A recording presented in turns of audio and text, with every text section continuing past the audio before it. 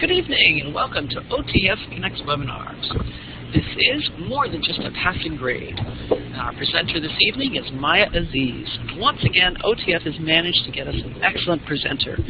They look for people with excellent experience, and Maya certainly has that. 20 years as a social worker, but she didn't stop there. She's also a certified humor professional.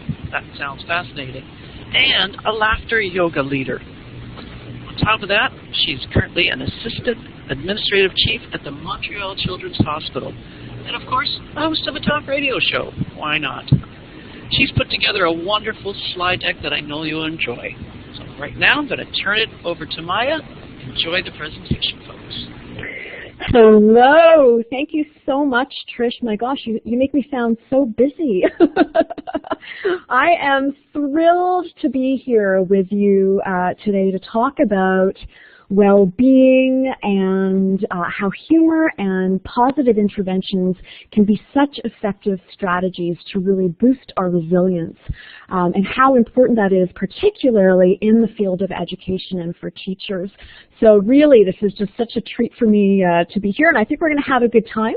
I'm going to share some theoretical models, as well as hopefully engage in some more interactive kinds of activities and hear a little bit from you about what life is like as a teacher where you are and how we can perhaps start a conversation together about looking at promoting our well-being, because of course we have to feel good to be able to do good in any human services, whether it's education or other fields as well. So you did hear a little bit about me from Trish. Thank you so much for that nice introduction. I am a social worker by background. I've been working in the Health and Social Service Network here in Montreal, just up the 401 from some of you for about the last 22 years. I currently work actually as an organizational development consultant for the McGill University Health Centers, where my role really is to look at well-being and how to promote healthy and effective teams. And although I do that largely in healthcare, I also do that as a consultant to education, to our Ministry of Education, and even to other groups, because of course well-being is important for everybody. And yes, it's true, I have a background in positive psychology, and I am a certified humor professional, which, folks, is the real thing and not something I made up to make you laugh tonight. So we'll talk more about that a little bit later. Before I get into the material, I do want to just remind you that this is the first in a 3-part series about well-being for teachers. Next week, I'm going to be followed by my lovely colleague, Sue Stevenson, who's going to get a little bit more into the mental health aspect of well-being. And then we are both back on May 10th. Same time, same place, to try to put it all together and to really look a bit more at the application of some of the things that we're going to be talking about. So I hope you'll join us for those next 2 sessions as well. So one of the things, I just want to show you, one of the things about this, I love this platform, by the way, but I did think it was important. I really believe in face-to-face contact. So that's me, so that you can sort of put a face to a voice, because sometimes having a voice in cyberspace, more and more we're getting a little bit disconnected, and that can also impact our well-being. We'll talk a little bit about that. So one of the jobs that I did have was kind of interesting. I was a clinical manager for a number of years in a specialized school where I got to work side by side with education professionals, teachers, and others. And it was a partnership with the Ministry of Education. And I have to tell you, it was one of the most wonderful experiences that I've had so far in my career. And I worked with so many teachers. And I love teachers. And thanks for the tie comment. So, I was mentioning that I do like face-to-face contact, and sadly I can't see all of you, but I'm imagining what you look like as I sit here in my office in Montreal, and I'm guessing that many of you look a little bit like this. Does anyone recognize themselves in this image? I'm imagining you might. And one of the reasons that I have such respect for teachers, you You work so hard to support the development of our kids and our youth, in our communities, in our society. You are such smart, compassionate, creative, inspiring teachers. And as human beings, that's always been my experience as I've worked side by side with educators. And I know that none of you went into the field for money or fame or status. That is for sure. So I have such tremendous respect for you. And I also am very respectful of the fact that we're sort of living in a bit of a shifting landscape of education these days. And I do believe that there are increasingly hard challenges, more so or at least different than they were perhaps 20, 30 years ago. And you know better than I do what those challenges are, but if we think about things that are coming down, sometimes from higher up, sometimes from just the structure of our schools, from ever-changing curriculum demands to increased class size, to budget challenges, to issues amongst students, violence and bullying that's taking different shapes and forms as we look at what's happening in cyberspace. As we look at government policies that are standardizing things at such a rapid rate. And yes, lack of respect. Michelle is sharing lack of respect is one of those issues. I agree that that's something, I think the public perception of education is changing as well. There is a higher rate of integration of kids with special needs, but unfortunately not with accompanying support resources. Someone's sharing transition of technology. Yes, so true. In some places there are less paid time for preparation and other activities, so teachers are finding themselves having to spend more of their unpaid time, which of course has an impact not only on them but on their families. And certainly I've heard from many teachers that I've spoken with that there's even a different sort of relationship with parents these days.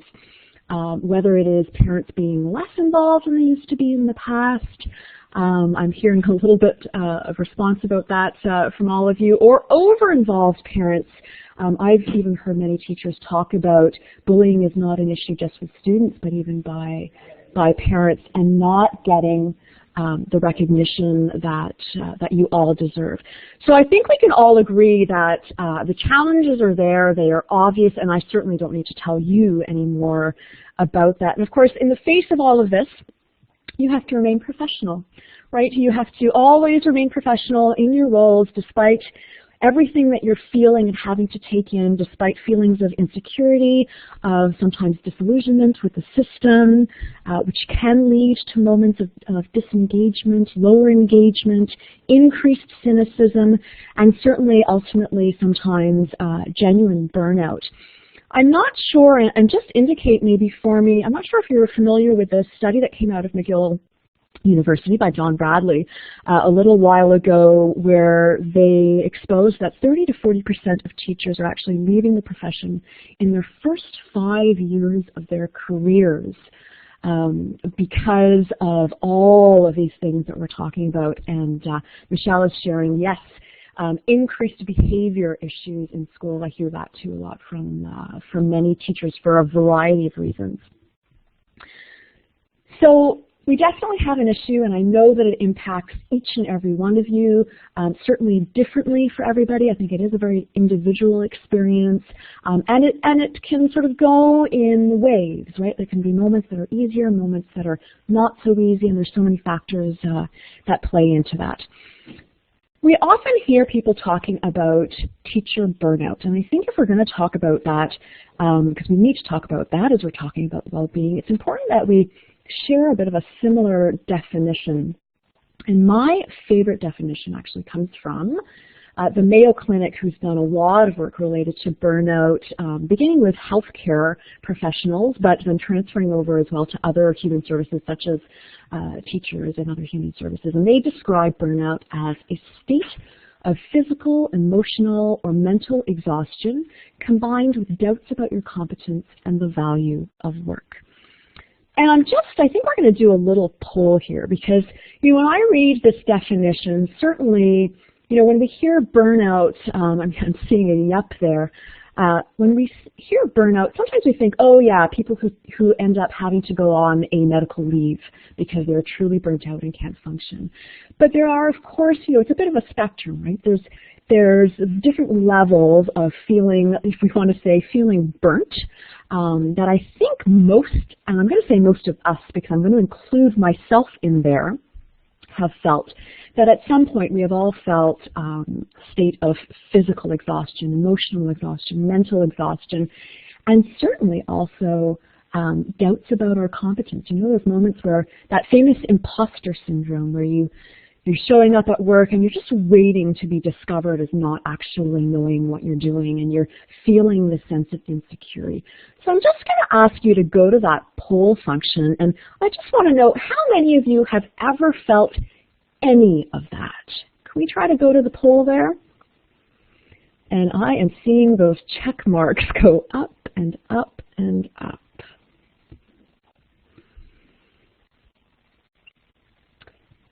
The poll function is just, I'm going to describe this badly, I'm not the most technological person, but if you look at where you put your hand up, it's just to the right of that, there's a check mark just above.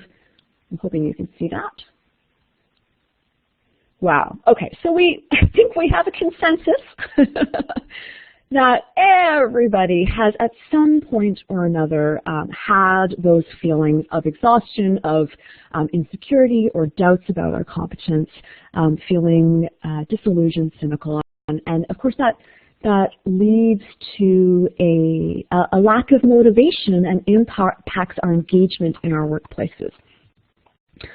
Because stress is hard, and life is hard, and the life of a teacher is hard. I mean, I think we can accept that as a truth.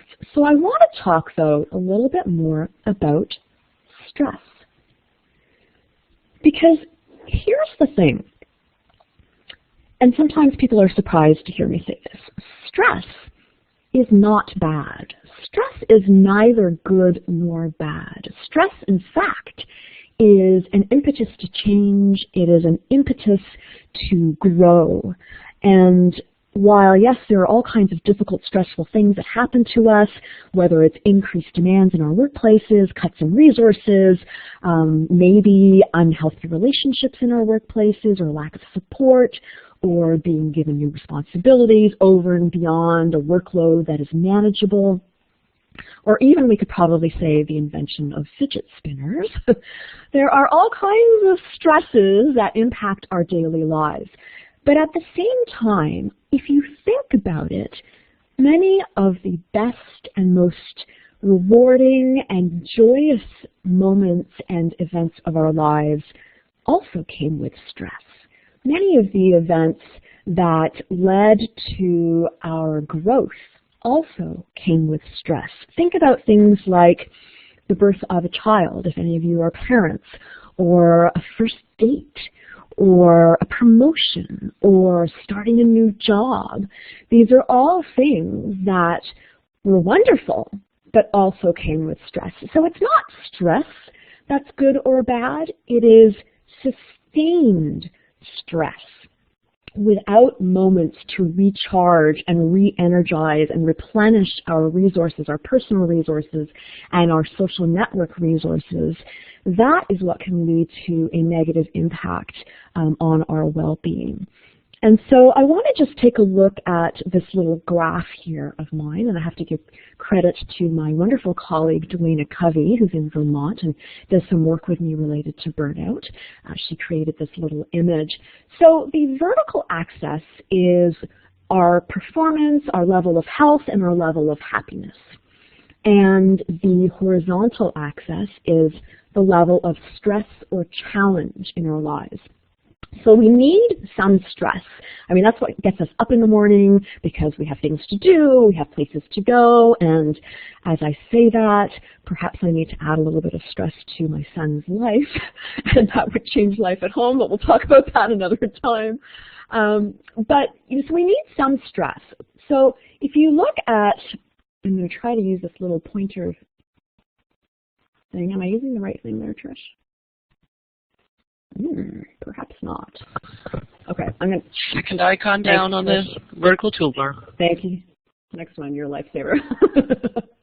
Voila. Oh, and then I pull it. Click and drag. Sorry, guys.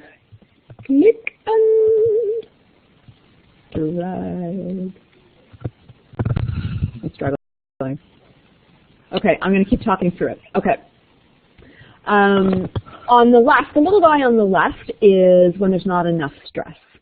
So that's, you know, when you're feeling kind of meh, you don't care, you're not motivated, you're sort of disengaged. We need a little bit of stress. Over on the right, obviously, is when we're feeling too much stress, which is going to lead to things like anxiety, to physical symptoms, and a real negative impact on our well-being. So what we want is just enough stress combined with periods where we can recharge our resources in order to be able to manage that stress. So what I'm going to ask you to do is actually to take one of the icons, and if I remember this right, we're talking about the bottom of our little vertical toolbar there, and I want you to place yourself on that continuum for how you're feeling now. How are you feeling today? Can everybody do that? Just to get a sense of how we're all feeling today.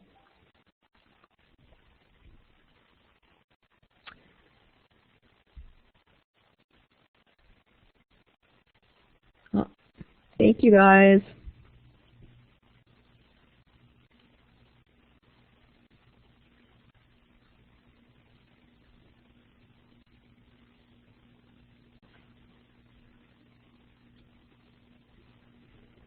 Okay, so we're all feeling, some of us are feeling a little bit more balanced than others. Some of us are feeling pretty tired. I'm wondering, as I think about, here we are getting into May and what that means in terms of getting close to the end of the school year. I know how things ramp up for all of you sort of from now, full speed ahead until the end of the school year. So it doesn't surprise me to see people sort of heading towards the right of that stress continuum. We're just going to give a couple more seconds for people to enter themselves.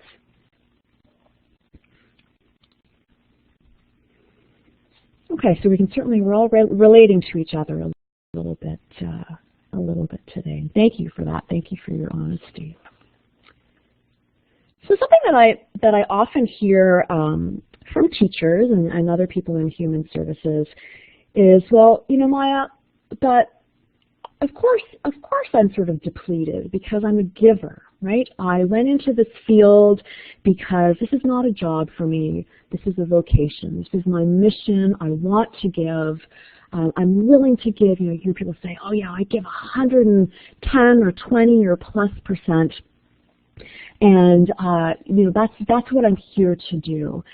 As though somehow honoring our own self-care is in conflict with caring for others, which of course is actually completely the opposite. And we have to honor our own needs.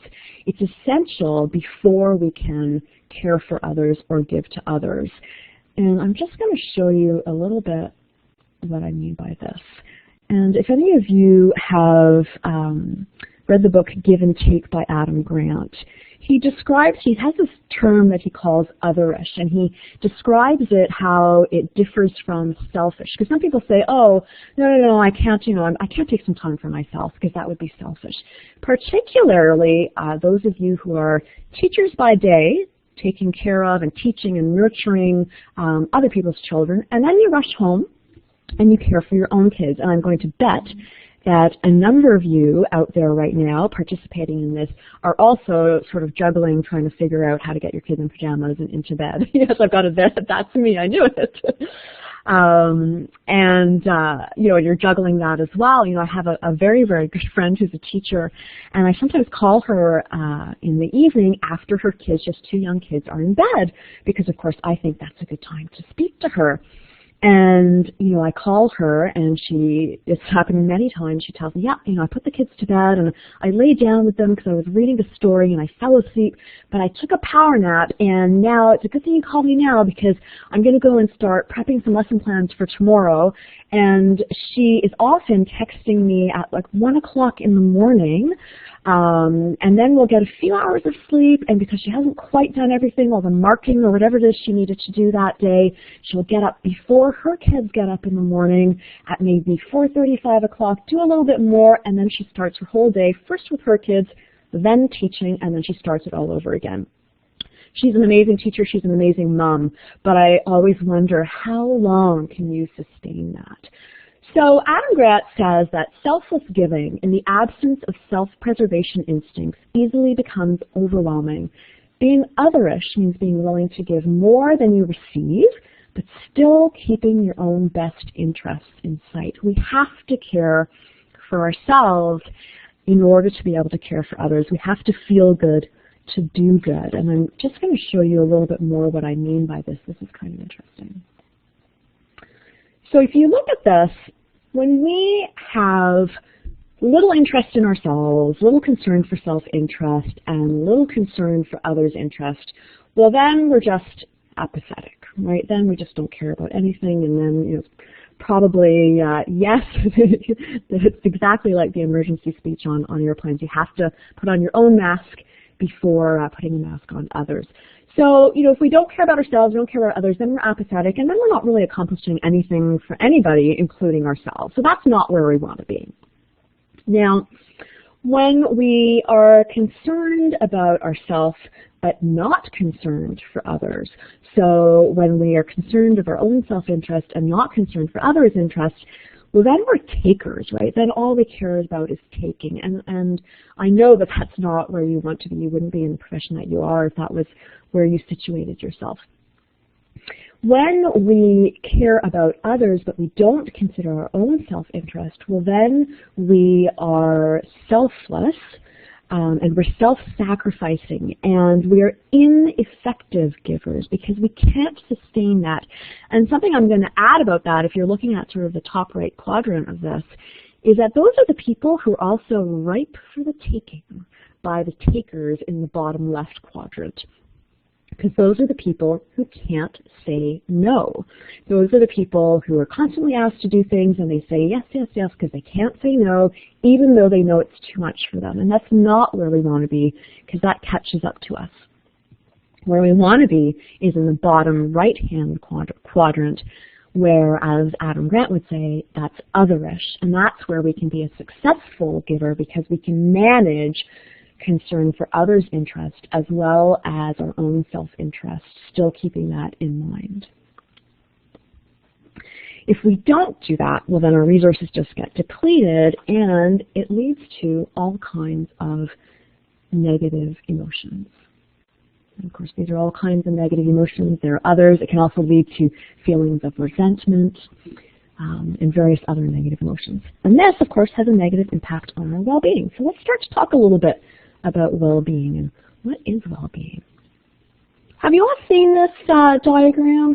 Are you all familiar with this model of the 4 domains of well-being? Great.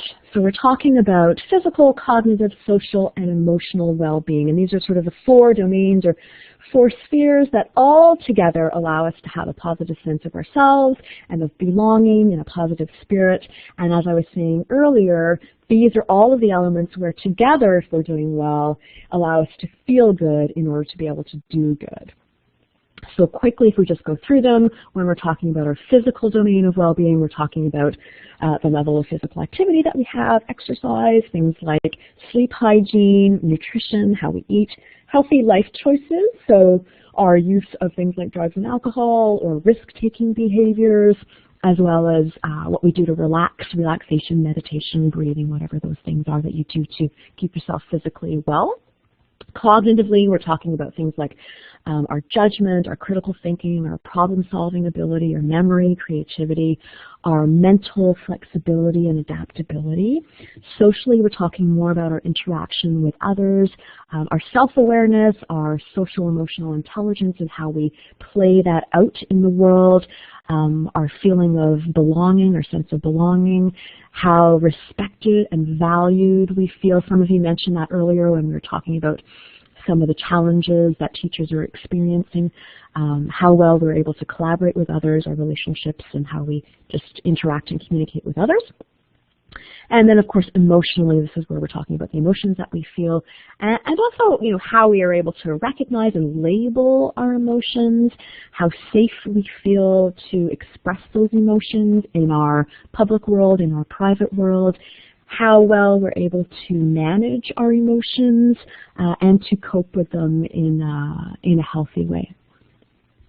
What's important to realize is that these are all interconnected. So the moment we're not doing well in one of those domains, it impacts everything else. So if you think about it, when you're physically tired, and I think we can all relate to that, when you're physically tired, your brain doesn't work as well.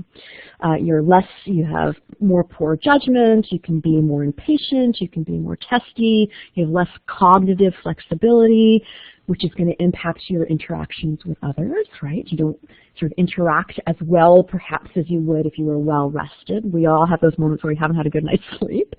And then, of course, your relationships suffer, and then we feel negative emotions as a result. So they all are really, really closely interconnected.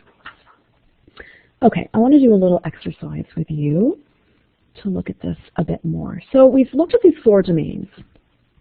And the exercise, I want to talk about what it's like to be burnt to a crisp and what it feels like when we are burnt to a crisp. So what I'm going to ask, I think we're going to use actually the chat function. So I'm going to ask you to use that. I'm going to ask you a question. And you can just type in and I'm going to read out, so we're going to hear what people are saying. Because I think it's one thing to know what falls in each domain, but it's another, if we're trying to be self-aware, we need to kind of have a better understanding of what does it look like when I'm not doing well. In order to know what we need to maybe do better, we need to sort of have a sense of what does it even look like when I'm not doing well. So I want to go through, we're going to go through each of those domains. I'll actually click back to show you that so that it'll help us one by one. And I want you to just describe what are signs that your well-being in that domain is suffering. Okay, we're going to start with physical. I think that's the easiest one. What does it look like when you're not doing well in terms of your physical well-being? What are signs for you? Tightness and achy, tired, super tired, back pain, not sleeping well, headaches. You don't go to the gym, you skip the gym. These are great. Does anyone have it? Dehydrated, lethargic, eating poorly, getting fat, shortness of breath, overeating, tense body, tight muscles. You guys are just amazing. I can't even keep up. Poor body image, great one. Lots of chocolate, yeah, poor eating habits, lack of exercise. Any last thoughts? Lack of sleep, great. Let's move to cognitive. What does it look like? What are signs for you when you're not doing well in terms of your cognitive well-being? Can't keep focused, trouble focusing, inability to focus, you give up, yes. Forgetful, disengaged, hard time concentrating, lack of short-tempered, irritated, impatient, forgetting what you're doing, negative thoughts or feelings, great one. You do silly things, you have a short memory, feeling like you're in a dream or in a fog. Those are all great, great ones. Self-doubt, yep, insecurities, they come out. Needing help from the outside, thank you for that, yes. More critical, negative self-talk. Okay, your emotional mind takes over as opposed to a rational mind, great one. Let's move on to the social domain of well-being. How do you know, what are these signs when your social well-being are not doing so well? Withdrawal, great when you're sensitive, you withdraw, less interested in socializing, lack of social life, isolation, don't want to be with friends, distrust, less motivated to do things, exactly not much interest in doing things, relationship issues, yeah, it impacts our relationships. Don't take or return calls, feel like people are against you when they're not. That's a neat, interesting one, and so true. Looking for a release, anxious. Anxiety is a big one, I think. short with people, making excuses. How about emotional? What are signs? Want to crawl into a ball? Good one. What about emotionally when we're not doing well with our emotional well-being? What does that look like?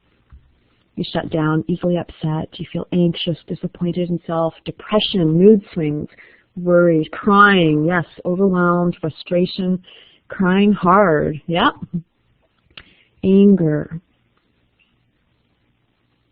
Those are all great. And remember, those are many of those negative emotions that we were just looking at. Flatline, irrational, raising your voice. Yeah, those are all signs, no motivation. Wow. Okay, what a great list. That is quite a list, and didn't those things come quickly? Really, thank you for that. Sometimes I think it just feels as though, let me go over here, things are out of control. And to a point, it's true that there are things that happen that are out of our control, that we don't have control over. If the ministry implements a new reporting system, or if a teacher seems to snap at you in the hallway for no reason, or if a parent sends you an email asking you why you're being unfair to their child. For sure, there are things that happen out of our control, except, here's what I'm going to say to you, we can always control how we respond to those situations. We are always in control of that, even when we don't control the trigger. When we have been thrown a curveball that we're completely not prepared to catch, we always have two choices about how we can react. And I admit that sometimes that choice is really difficult to make. And I think I actually have a copy of the formula that a lot of people use to make that choice of how to react to difficult situations. I'm sure you are all familiar with this formula. There's my humor coming out, folks. We all need a little bit of that, right? So, you know, for sure there are things that are out of our control, but we do have control over how we react. And we can choose to crumble and crawl into a cave of despair and hopelessness. And let's face it, sometimes we all do exactly that, and that's okay. And it's human, and certainly I do that sometimes. But we can also try as much as we can to choose to meet life head-on, to relentlessly seek opportunities, to find moments where we can feel positive emotions, to take initiatives that will help us feel positive emotions, to build meaningful relationships that are going to help us in those difficult situations, and to use our strengths to boost our resilience and increase our well-being. And I'm going to add that we can choose to find the funny, to face our adversity with a sense of humor sometimes. That, you know, humor, that delicious ability to see and be amused by the incongruity and absurdity of life's situations. And for sure that is not going to make your problems disappear. And I'm not here to say that it will, or that there aren't incredibly difficult moments where we are all just at a complete loss. You know, if it could make our problems disappear, well, then I would be a magical wizard and I'd probably have an awful lot of money and an awful lot of friends. But we can learn to build and to practice strategies that can help us in those situations so that we cope better. And I say to practice because, like anything else, it is a practice, and the more we do it, the more we intentionally do these strategies, the better off we are, and the quicker and easier they come when we need them. And it will lessen the impact of these difficult situations that are always going to be there in our lives, the impact that they have on our well-being. So I want to go back a little bit to the exercise that we just did. And we are going to go, and we're going to think about this a little bit differently. We're going to go from self-aware to self-care. Because the other thing I think that's important is, you know, it's not enough to just know when we're having a problem or what the signs are when we're not doing well. If we want to be able to change, we also need to know when we're doing well, right? We need to know what it is that we're striving for. And I think as teachers, actually, you're really good at this because you're really good at goal setting. So we need to have a sense, we need to be able to label and identify and be aware of what does it even mean when we're doing well in terms of our well-being in all of these spheres. So here's what I would like to do. I would like to redo that same little exercise. We're going to go through it quickly. This time, I want you to share with me signs that you're doing well in that domain. Okay, so we're going to start with physical, and can you just start shooting out what are signs that help you know that you're doing well in terms of your physical well-being? Exercising, eating well, lots of energy, walking, feeling rested, no more aches. Hey, training for a half marathon, go! Way to go. Meal planning, time outside, nice one, feeling calm, yes. Breathing, oh, that's one of my favorites. I don't always remember to do that, but I like it. Having a sense of humor, yes, feeling strong, not sweating a lot, restful sleep. Maybe we can think about the cognitive sphere. There are other ideas in terms of the cognitive sphere. How do you know when you're doing well in terms of your cognitive well-being? You're focused. Mindfulness, yes. Less injuries, yes. You're more focused, you're more aware, you're more present. Wanting to read more, engaged, learning, curious. Follow through, good one. Introspective instead of critical. Ooh, approaching things with curiosity instead of judgment. You're lighthearted. What about socially? You get more done in a day.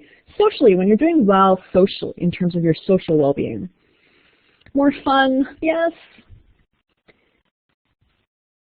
Fun and flirty, okay. Feel like going out. Maybe those are connected. Interactive, time for friends and self. You go out of your way to talk to people instead of isolated like we were hearing before. You get outside, you're friendly, you enjoy the moment, you're able to support people. You ask more questions, make plans. And how do we know that we're doing well in terms of our emotional well-being? We're happy, balanced, feeling content, light.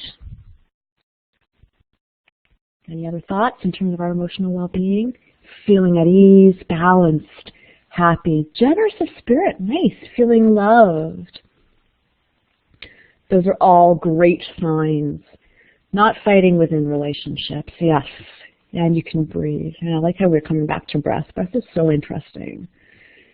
Listen, you guys did a great job. One thing that's interesting about that exercise, and I do that with groups quite a bit, is that when we do the exercise and we do all the signs that we're not doing well, it just comes out of people, right? People are able to list and never stop all the signs of when they're not doing well in terms of their well-being. And the list, and even with this group here, it came really fast. And when we look at the positive side, sometimes that's a little bit harder to start to think about, okay, what are signs when I'm doing well? And it takes a bit longer. And part of that is, we're really used to talking about the negative, right? We're way more aware of the negative. Don't you hear people all the time talking about how they're not doing well? Oh, I'm so overwhelmed. I'm so tired. Oh, people who talk negatively about their body image, how they're feeling isolated, they're depressed, they're tired, they're frustrated, they're disengaged. But the problem with that is that when that's all we talk about, it's very easy to get stuck in that. But there's a reason that we talk very easily about the negative side of things, and we're very quick to speak about the negative, and that has to do with our negativity bias. We're actually hardwired to instinctually think of the negative, and this comes from how we've evolved, right? So a long, long time ago, we had to think about all the possible negatives in a situation, right? We had to be sure, we had to, imagine, the saber-toothed tiger that was going to come after us if we weren't careful, or the tribes that might be coming to, to take our resources. And so, in terms of evolution, we actually are hardwired to quickly think about potential negative outcomes. And it takes a bit of a cognitive shift for us to get out of that into a more positive mindset. Because, of course, thankfully, I don't know if all of you are in urban centers, but even if you're not, thankfully, we don't have to worry about being chased by saber-toothed tigers anymore. But we still sort of are stuck in that way of walking in the world if we don't actively and intentionally try to shift how we look at things, and to be more aware of when things are right, to know more where we want to go in order to then be able to go there in a positive way. And we're going to come back to this idea later. And just the last thing I want to mention, that last little brainstorming that we did in terms of the positive signs of positive well-being, of course, many of those things, especially at the end, included expressions of positive emotions. And I'm going to show you here positive emotions. So how many of you are familiar with Dr. Barbara Fredrickson's book, Positivity, or this notion of these 10 positive emotions? Is there anyone who's heard of that before? So Dr. Barbara Fredrickson is connected to the Chapel Hill UNC PEP, or Positive Emotions and Psychophysiology Lab in North Carolina. And thank you for posting that, Trish. So her book, Positivity, she did extensive research, and some of you might have seen, actually, she has a number of talks on YouTube, TED Talks and others that are really interesting to take a look at. But her research was really to look at labeling the various positive emotions, and she talks about how for optimal levels of well-being and resilience, the ideal ratio is that we are experiencing 3 times as many positive emotions as negative ones, and that we should really be working towards trying to generate experiences that allow us to experience more of those positive emotions. And they're right here up on the board. So there's awe, which is that feeling when you're sort of overcome by greatness of something that you see or witness or hear. Inspiration, when you witness excellence, and then you also are feeling a little bit inspired to aspire to it. Love, of course, we are hopefully all familiar with that emotion, that sense of deep affection, or the experience when we're talking about giving, of putting someone else's well-being ahead of your own. So can it be related to connection or in terms of love of another?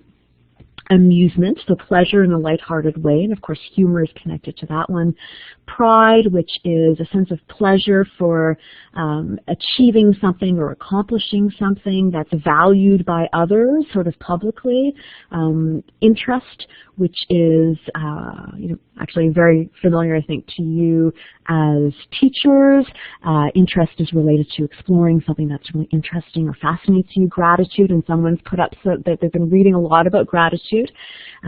That's when we, of course, feel a sense of reverence for something that we've been given, which is a great practice that is important for us. Serenity, which is really that sort of sense of an emotional feeling of safety or comfort or peace, that sort of sense of one with the universe, feeling zen. Sometimes people talk about that. Joy, that's elation, related to success or good fortune. And of course, hope, which is that positive emotion that interestingly comes from a bad experience, but where instead of giving up, we actually feel or believe that there's going to be something more positive, or there's going to be a better future. So what we want to do is we want to try to find ways to experience these emotions more. And why does this matter? Why do we want to do this? So Barbara Fredrickson really talks about this broaden and build model. And she says that having positive emotions increases or broadens the range of our thoughts and then our actions as people, because each of these emotions triggers an impulse, like a behavioral impulse. It triggers an action urge, triggers something that we will then do that then is going to broaden our range or scope of thoughts. And that allows us to grow as humans and to grow our resilience.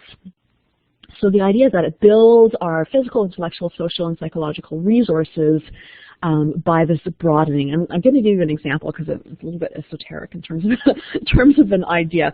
So, for example, when we feel joy, so we've had some sort of good fortune, we feel joy, it creates an action urge, and the urge is perhaps to get involved in something because we're feeling joyous about wherever we are or whatever that experience was, which then allows us to experience new situations and learn new skills.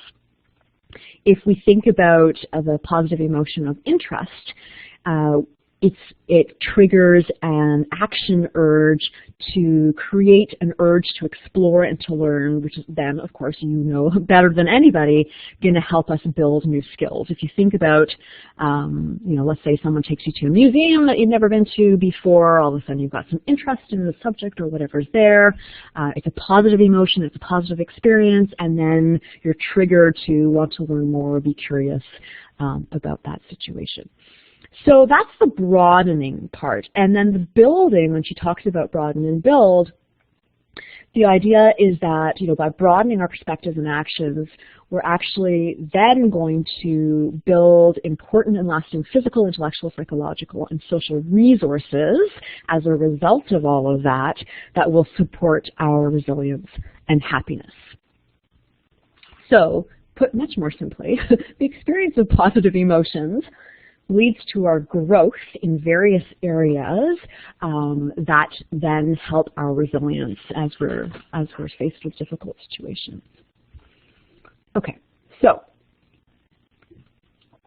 what homework? But you're teachers, of course there's homework. So I'm actually, I'm going to just talk about something that I'm going to suggest for you. If you choose to do it, that is completely up to you. So Barbara Fredrickson, when we're talking about these positive emotions, she actually has this wonderful self-assessment that you can do to sort of see where you're at in terms of your positivity ratio. And I will put up, there's actually an online tool, so it's called the Positivity Self-Test. And of course, this is all in, oh, thank you, Trish, you are just so quick. So the link is right there. And I am going to encourage you, in your own time, if you're interested, just to do this little test. It literally takes maybe 5-7 minutes tops. It takes you through a series of questions. And it can be interesting to see where you're at in terms of that ratio. And if you remember, what I said was, ideally, in terms of our optimal well-being and flourishing and optimal growth and resilience, we want a ratio of about 3 to 1, and it'll give you a score there. It can be interesting to do that and then to do other interventions or other things for yourself to see if you can boost your score. So I'm just going to leave that with you there. I will say one other thing about positive emotions, and that is that I really believe, hopefully all this made sense to you, but it's not enough to just sit around and wait for moments where we're going to feel positive emotions. I really believe that we need to be intentional about it, and that is what makes the difference. And we need to be looking for ways that we can intentionally increase our experience of these emotions. And that is what we're going to try to learn about now. So, of course, there are endless strategies, endless activities that we can do to boost our experience of positive emotions. The other thing I'm going to add here is that the more you do, the quicker they come, and the more easy it comes. This is a practice, like you practice yoga, like you, practice piano or whatever else it is. The more you do it, the better you get at it, and the easier it comes, and the more natural it comes. So, because we have limited time, I'm going to try to take you through 3 little strategies that I find kind of interesting that can boost our experience of positive emotions.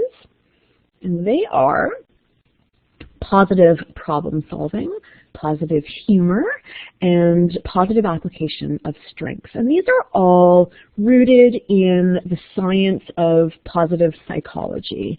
I don't know how many of you are familiar with the science of positive psychology, the work of Martin Seligman out of UPenn. And I'll talk a little bit more about him in a second. But so these are strategies that sort of come out of that approach.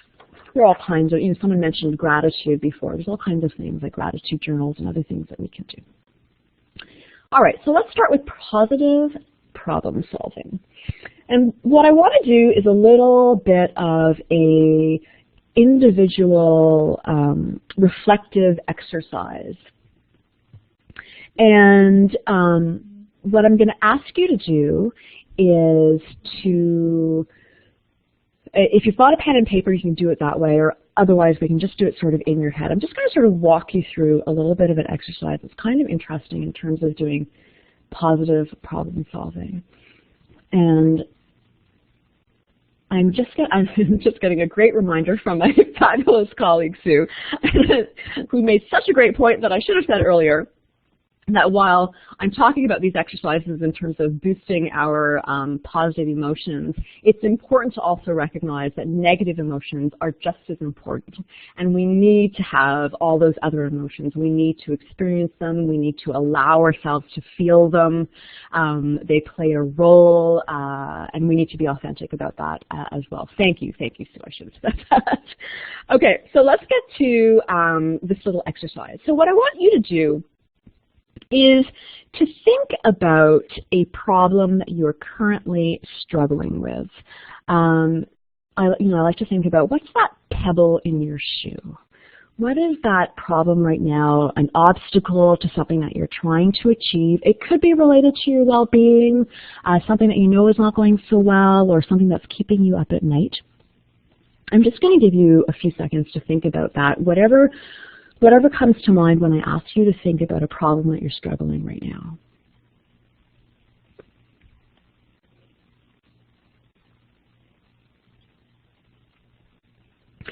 I'm just going to ask you if you can just type in the chat, just say, got one.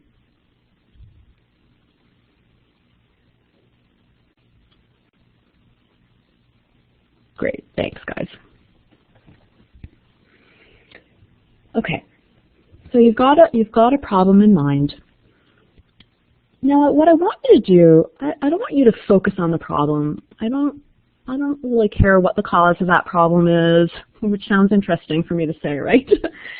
We're not even going to focus on that. What I want you to think about when you think about that problem and the obstacle to whatever it is that you're trying to achieve, I want you to think about a time when this was not a problem for you, when this was less of a problem, or when the problem was still there but you were able to cope better. I have someone saying that they lost sound. Is that just an individual situation, or are other people hearing me? Okay, thanks. So I want you to think about when that problem was not a problem, was less of a problem, or when that problem was still there but you were able to cope better. And I'm going to give you just a few seconds to sit and think about that.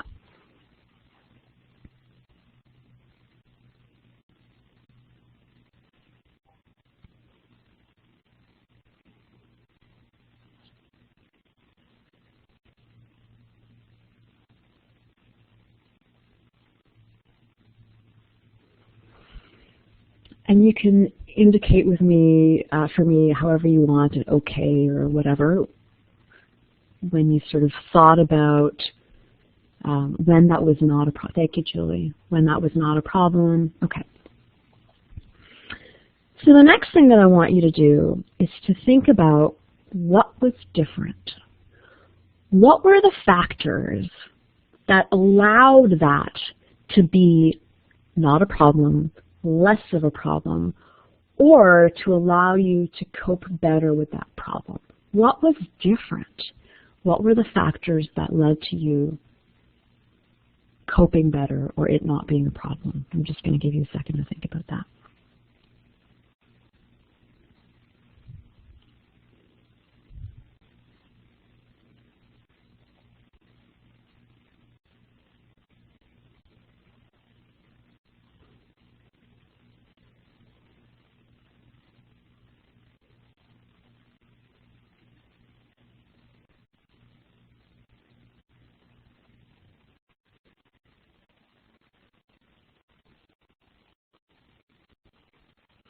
So I have a couple of people saying, well, it was different because it hadn't happened yet, or it was a different situation.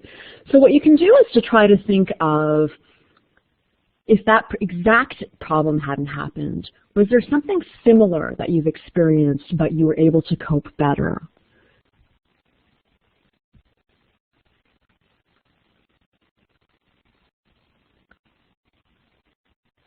Someone's sharing that they had more energy to deal with the problem. Interesting.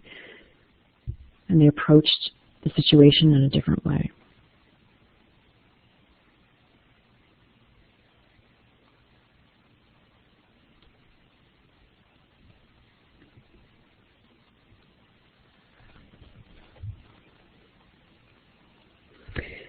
So finally, what I want you to do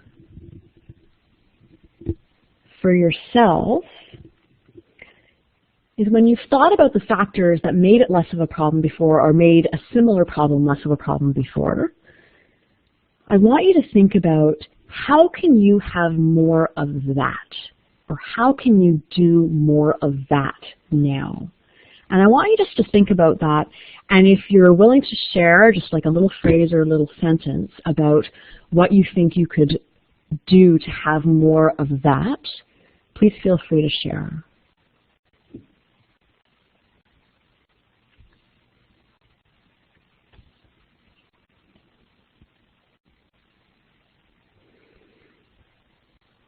Thank you. Better night's sleep. That's a good one.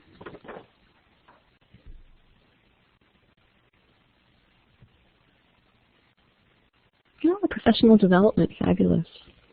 Work on building a more resilient me. Yep. That's a lifelong project for all of us. Put up boundaries. Yes. Bigger picture thinking. Talk with others, yes. And so then it's a matter of finding who those people are that you can talk to, who you're comfortable with.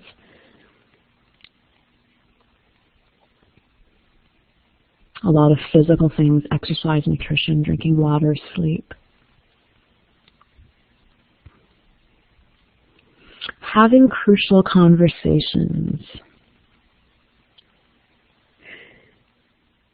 I'm reading that, and it's really resonating with me. I'm not sure what your example is, but I think that's a really interesting one that comes up a lot, that sometimes not talking about things, either like someone earlier was saying, or avoiding difficult situations makes them worse, and sort of finding ways to put into words or have those difficult conversations is really what we need to do.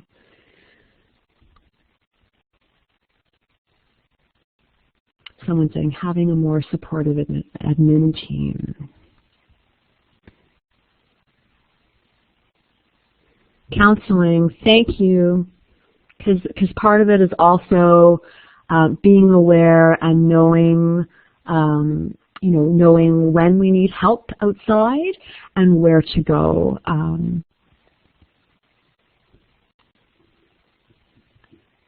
Finding the right words as to not alienate others.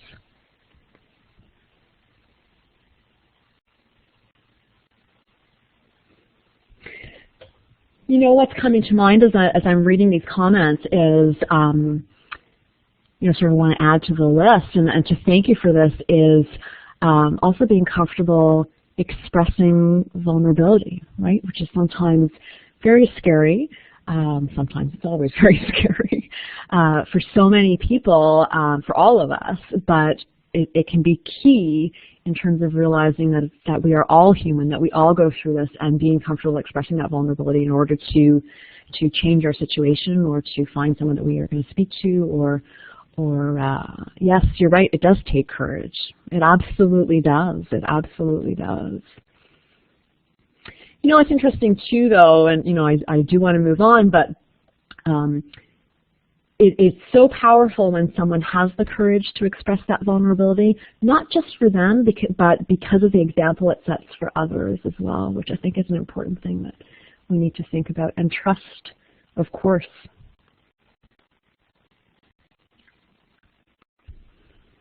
Yep, it engenders respect. Expression of vulnerability, I think, is what you're saying, engenders respect, which is very true.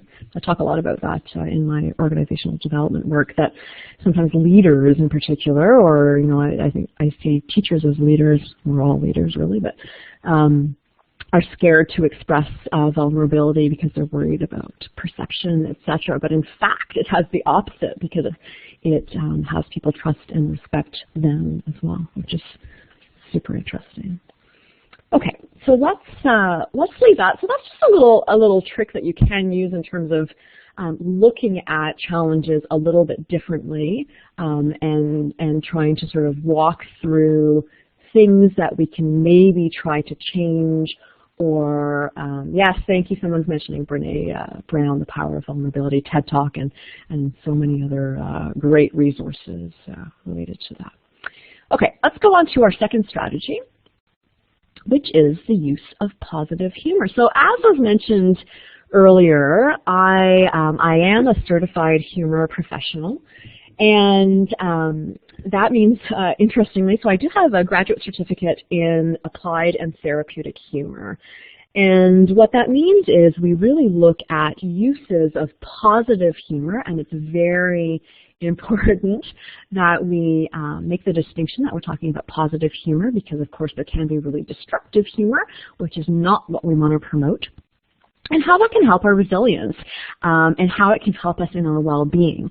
So, on an individual level, humor, I said it before, I think is really this ability to see the funny in situations. So I want to say that first. It's about seeing the funny. It's not necessarily about being funny, because some people say, oh, but I'm not funny, I can't be funny. That's not what we're talking about. It's really about being able to see the funny in situations, to see the absurdity, see the incongruity in situations, to be amused, and then even better, to share that with others. And what that does when we're faced with difficult situations, it gives us a little bit of psychological distance or detachment from the challenge, the painful situation, or the adversity that we are facing. If you think about it, when we see humor in a situation, we become the observer, right? Because we're seeing the humor in a situation. We become the observer, and the adversity itself, or that painful situation, becomes a little bit like our plaything. And all of a sudden, we take back some of its power and regain some control. If you think about it, it's very hard to be scared in the same way about something that you've just laughed about.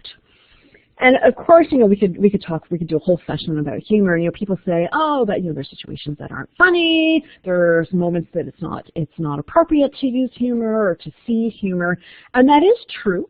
For sure, when someone is in the depths of a crisis, that is not the moment for humor. But I would say that as they are coming out of that, or coping with whatever that difficult situation is, there can be really interesting uses of humor around that situation. So we're never laughing about the adversity itself. If we're talking about someone who's living with a serious illness, we're never laughing about the fact that they have a serious illness. Of course not. But trust me, there are all kinds of funny things that happen while you're in the hospital or you're receiving care that can provide a little bit of lightness and a little bit of reprieve and release from the heaviness of the situation. A much needed little pause or enough time just sometimes to catch your breath and be able to carry on and deal with whatever difficult situation you are having to deal with. The other interesting thing about humor is that it brings us to the present moment. Because you can't laugh in the past and you can't laugh in the future. When you are laughing, you are fully present in that moment. And by the same token, you actually can't feel emotional pain in the very same moment that you're laughing. Now, you can feel emotional pain right before, and you can feel emotional pain right after, but in that moment, as I said before, it's like this little moment of emotional reprieve to catch your breath and be able to carry on. And I don't know if any of you have experienced this, but I've experienced it many times, actually. Sometimes, even at funerals, which, if we want to talk about heavy, difficult, painful sort of life moments, there's often these funny little moments of humor, And what a sense of relief if you've ever been in that kind of situation where someone's giving a eulogy perhaps and they find a little moment of humor about the deceased, and the release and the relief that everyone feels as they are granted that permission to sort of laugh for a moment. And it doesn't mean that they're not terribly devastated or that their pain is gone, but it's this really interesting little tool that allows us to carry on, because if we don't have those moments of release, it can be really, really difficult to not spiral down and have an even harder time getting through these kinds of situations. The last thing that I'm going to say about how humor is helpful is, of course, what it does in terms of allowing us to build relationships with others. It is really a social lubricant, and I'm sure you've all been in these situations where humor has connected people.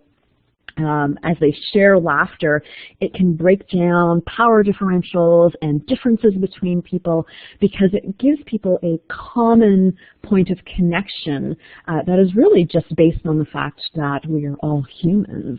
It's a really basic connection and shows us sort of how we're more alike than we are different, which can do things like make difficult conversations easier or help us diffuse tension or dissipate conflict and allow us to have conversations that we're not able to otherwise. I don't know if any of you have had that kind of experience in a tense moment where someone brought a little bit of appropriate and positive humor and it sort of dissipated a little bit of the tension. So what's interesting is thinking about, well, how can we intentionally add more humor and laughter to our lives? And another thing that I hear sometimes is, well, Maya, when I'm, having a hard time, then I don't feel like laughing. Well, it's probably true. So what I'm going to suggest is that, like everything else we're talking about, humor can become a practice. And, if we can find ways to intentionally, on a regular basis, add humor and laughter to our lives, again, it becomes this much more automatic tool that we can reach for, and it'll be more present in those difficult situations as well as in good situations, which also feels really good. But it is a practice like anything else. And someone's sharing something about humor at a fundraiser, and how happy they felt after spending that time laughing with coworkers. So hold that thought, because we're actually going to do a little exercise to talk about, well, how do we add moments of humor in our daily lives in an intentional way?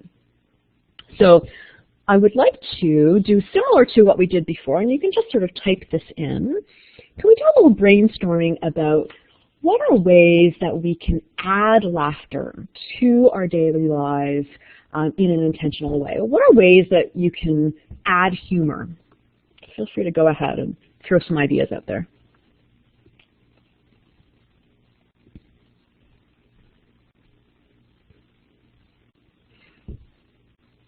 Through song, sure. Short Netflix breaks, games, funny YouTube videos, little pranks, yes. I'm going to say yes as long as everybody enjoys them.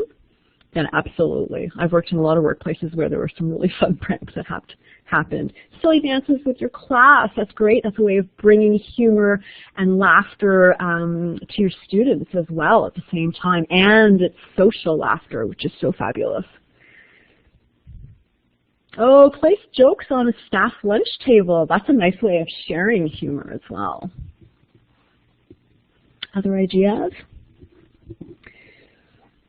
I listen to comedy podcasts on my commute every single morning. So I start my day good humored, having students sing and play funny games. Another fun one I like to do, I have many kids. We'll talk about that another time.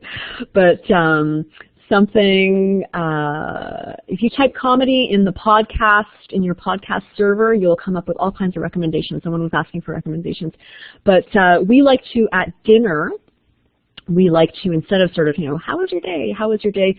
We like to go around the table and say, what made you laugh today? And so people share, and not only do they get to relive it, but everyone else gets to sort of laugh at whatever funny things happened with everybody else, which is kind of fun. Any other last little ideas?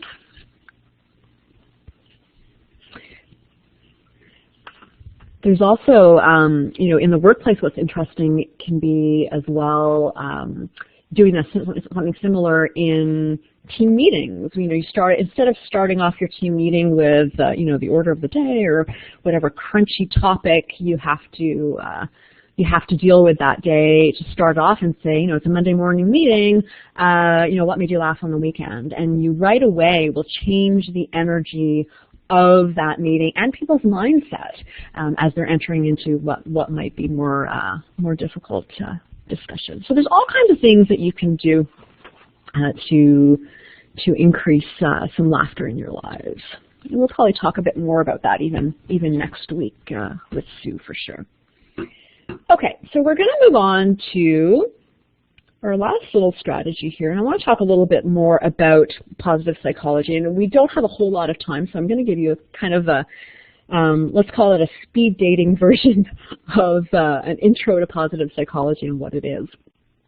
So let me start with what it's not. When we talk about positive psychology and the science of positive psychology, I just want to be careful to make it clear that we're not talking about just positive thinking. We're not talking about seeing the world through rose-colored glasses. I'm not talking about untested, self-help strategies or even positive affirmation, though those can be very valuable. And I'm certainly not talking about being idealistic or denying psychological suffering, because that is a part of our lives and a valuable part of our lives. Everything that we experience as humans is valuable. But what I am talking about really is the scientific study, as I mentioned before, solidified by Martin Seligman at UPenn, which is the psychological study of well-being and the conditions and processes that contribute to optimal functioning of people, groups, and an institution, or what he calls flourishing.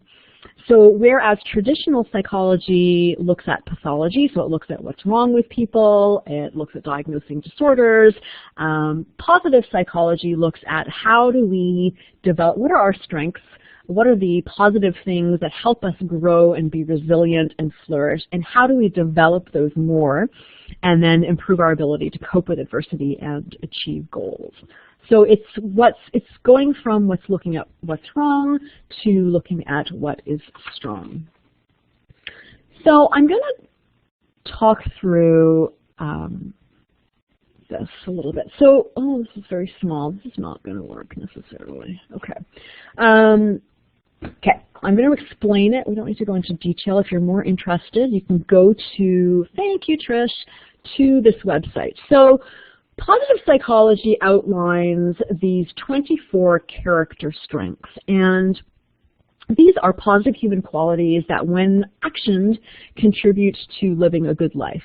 And they're really the things that we use regularly that come very naturally to us and make us feel happier and more who we are. And the way they've divided it up, and if you go to this website, you'll get much more information, but they've divided it up into 6 virtues. So these virtues, transcendence, temperance, justice, humanity, courage, and wisdom, they're actually all virtues that are described in ancient texts, right? These are the things that are in the Old Testament and the Quran and various texts that are virtues that we believe are needed to live a good life. And if you think about the character strengths, then character strengths are really those 6 virtues in action. And the key is to identify our personal signature strengths and to use them as often as possible in our daily lives. And when we do that, when we use our character strengths often in our daily lives, that leads to happiness. And when we use them often in service to something bigger than ourselves, that's what gives our lives meaning. So we're slowly running out of time, so I'm going to skip a little bit here. What I'm going to suggest is that if you're interested, but I'm going to very much encourage you to do this, I'd like you to, in your own time, go to this website, the Via Character website, where, again, there is a very short self-assessment that will highlight your 5 signature strengths. So these are the strengths that come most naturally to you, that really define sort of how you walk in the world. And I'm going to suggest that you do this, if you haven't already done it. And we are going to, in later sessions that are part of this series, we're going to come back to this notion and we're going to talk about how we can apply those strengths in a way that can promote our well-being. So those 2 little pieces of homework that I'm giving you are the positivity self-test and then the Via Character survey, which will look at your strengths. So I think I'm going to leave that there because before we have about 10 minutes left, I do want to have the opportunity to take a few questions, and I do have some last words to leave you with before the end. So I'm going to open it up to some questions.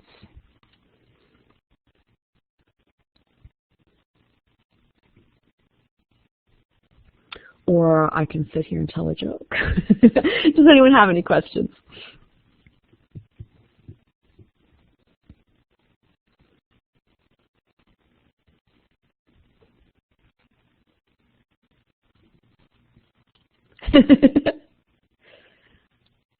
I'll take the joke. Oh goodness, yeah.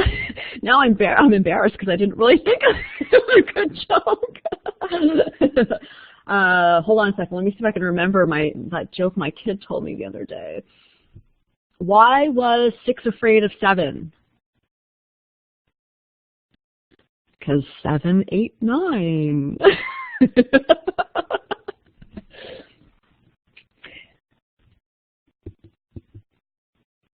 Okay, so Sue's suggesting that I review the character strengths because I do agree it's really small in this, which is why I'm pointing people to the website.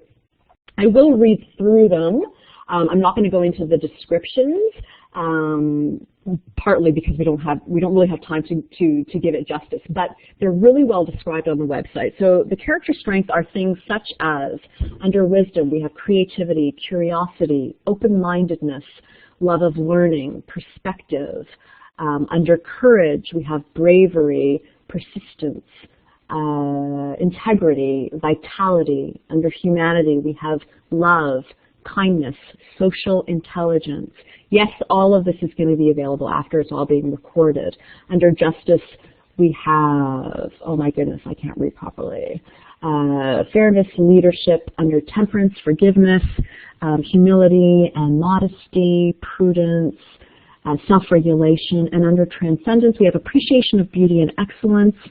We have spirituality, we have gratitude, which we spoke about, we have hope, and one of my favorites, we have humor.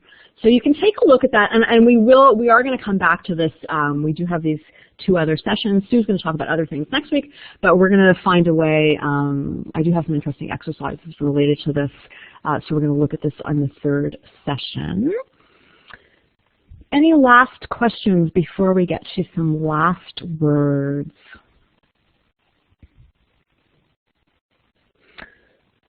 I am going to put up at the very end my contact information, and I'm certainly very, very happy to have people email me if they have individual questions. I love connecting with people, and that would be fabulous. I'm also on a number of social media platforms, Twitter, LinkedIn, Facebook. You just have to type in Maya Aziz and you can find me.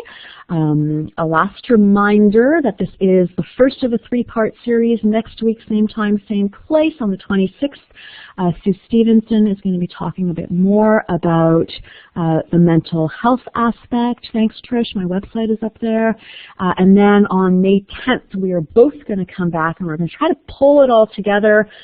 We will talk a bit more about the strengths, and we will look at a bit more at applications of everything that we're talking about. So I would like to end with some last words of advice about how we can add a little bit more positivity to our lives, how we can feel some more positive emotions. And these are some last words from the president. If I can ask Trish, if you can pull up, are we able to, do I click on that, Trish, or are you able to open that up on the screen? Are we able to do that with everybody? As in yeah, me? each Okay. person should click it. They'll go out and see it, and then they can come right back. Perfect. Thank you.